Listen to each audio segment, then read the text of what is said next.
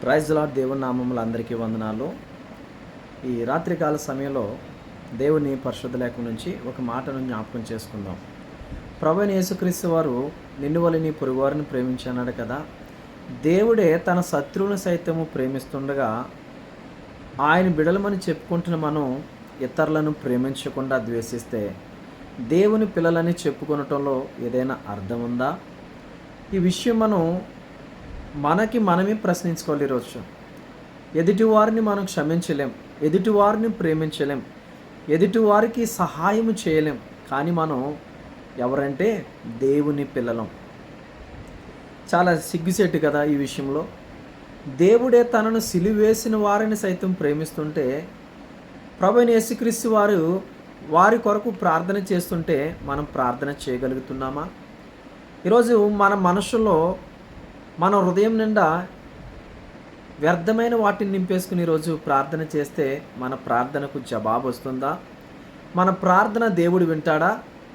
ఇది చాలా simple logic. మనం అర్థం చేసుకోవాల్సిన విషయం ఏంటంటే, మన హృదయము వ్యర్థమైన వాటితో నిండుకుని ఉంటే దేవునికి చోటు ఎక్కడ ఉంటుంది? మన ప్రార్థన దేవునికి ఎలా చేరుతుంది? మన ప్రార్థించే ప్రార్థనలో యథార్థత లేనప్పుడు, మనలో పరిశుద్ధత అనేది లేనప్పుడు మనము ప్రార్థిస్తే పరిశుద్ధమైన కార్యాలు జరుగుతాయా? మనము ప్రార్థిస్తే అద్భుతాలు జరుగుతాయా?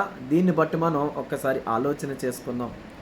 మనము మన కుటుంబ సభ్యులను ప్రేమించలేం, మన స్నేహితులను ప్రేమించలేం, ఇతరులను ప్రేమించలేం, మనతో పనిచేస్తున్న వారిని ప్రేమించలేం, సహ ఉద్యోగులను ప్రేమించలేం. ఏదో ఒక రకమైన ఈర్ష్య అనేది మనలో ఉంటుంది.